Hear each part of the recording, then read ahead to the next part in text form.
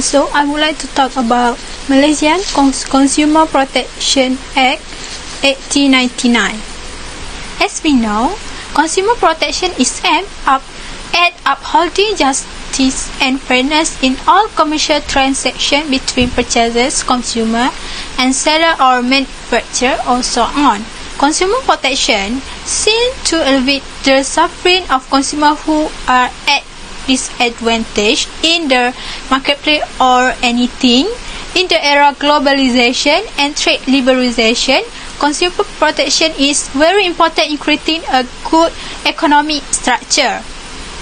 The CPA came into effect on 15 November 1899, with the main objective to provide a greater protection for consumers, and its provision cover areas that are not covered by other prevailing law.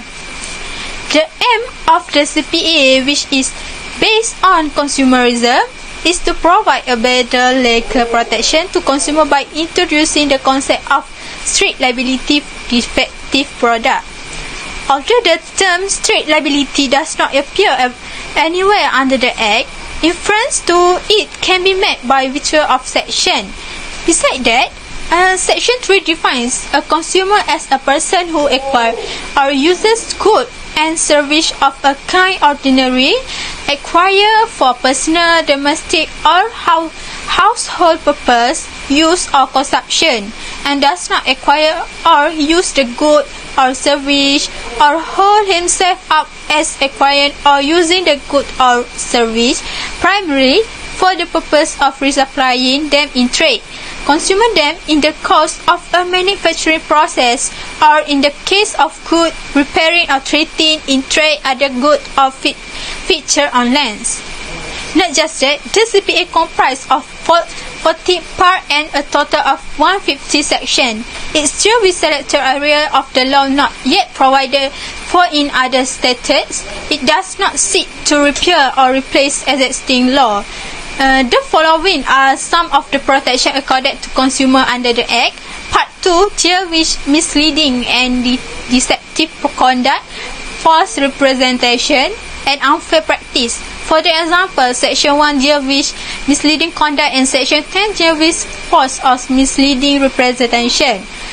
Part 2 also deals with misleading indication of price. Section 12, paid advertising. Section 30, give price and free offer. For the important point of the Malaysia Consumer Protection Act 1999 is an act that came into the effect on the 1st October 1999. This act is basically a piece of legislation that was enacted with the main purpose of the providing greater protection for the consumer. The provisions that are included in this act is to cover the area that are not being covered by others existing law. This act is very important because it provides simple, inexpensive reprisal to the consumer grievance and relief of the specific nature. So under the Consumer Protection Acts, the aggrieved consumer may refer any disputes claim of less than Rn 10,000 to the Establishment Consumer Tribunal. The important point from this act also regulate matters relating to violation rights of consumer, unfair trade practice, and false or misleading advertisement. The advantage for the Malaysia Consumer Protection Act 1999 is consumers are protected against the marketing goods and services which are hazardous to life and property. Second, consumer sovereign in the choice of good is guaranteed. Third, the consumer are entitled to the speedy, simple, inexpensive relief under the Act. Fourth, the rehearsal machinery is available within easy reach to the consumer.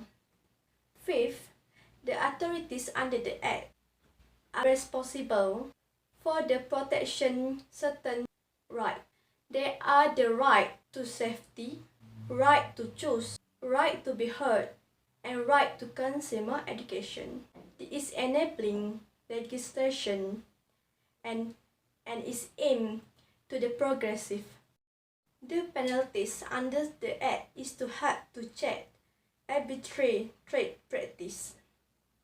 Also, it helps mutual trust in the consumptions of goods and service in a consumption-based economy.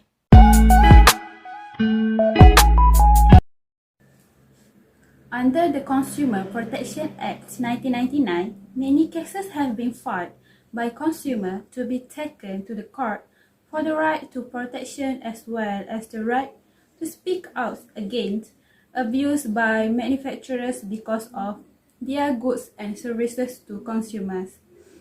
This issue, the consumers can get many benefits, such as may have the good quality of products when they want to use it or buy it. So here, this is the case that we discuss under this Act. This case states about fraud reports of tourism package complaints by consumers. It is between 2016 and 31st May 2019. Tourism fraud were filed are 1,057 of the complaints. The claims from the complaints amount to 6.6 million and 3 million ringgit Malaysia already awarded. The tour companies have 14 days to comply with the tribunal verdict. The consumers that dealing with the licensed tour operators are protected by Consumer Protection Act 1999 and easily file a claim with Consumer Claims Tribunal or CCT.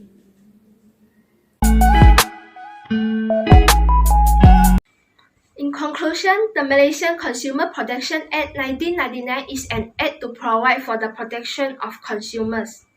The CPA has undergone several amendments since its enactment to cover various emerging issues relating to consumers, including the inclusion of unfair contract terms, inclusion of credit sales agreements of goods, and the most recent amendments on 23rd July 2019 related to Tribunal for Consumers Claims Malaysia. Under the Consumers Protection Act 1999, consumers' rights granted cannot be taken away from them. This is despite the conditions in any agreement they have signed, and consumers also have the right to all the products and services of daily basic needs such as food, clothing, health, education, and home. If you are not satisfied with the price or even the quality of goods and services that you are received, you can lodge a complaint with the Ministry of Domestic Trade, Cooperative and Consumerism. This law has provided a better safeguard about the benefit of consumers than those laws previously enforced. In general, this law is used to prevent the defect or dangerous product which will cause serious health risk or death. For the recommendation of this Act, in view of doubling of online shopping complaints and fraud cases year by year, the Ministry of Domestic Trade and Consumer Affairs should launch a special e-commerce business license to protect consumers from becoming victims of online fraud. Through the implementation of licensing measures, e-commerce companies will be supervised to comply with regulations, and consumers also have confidence in the goodwill of e-commerce companies and shop at ease. The Ministry of Trade and Consumer Affairs should implement a special e-commerce business license after amending the Consumers Protection of E-commerce Regulation 2012 under the Consumer Protection Act of 1999. This is one of the effective measures to combat fraud and must be implemented as soon as possible. Thank you.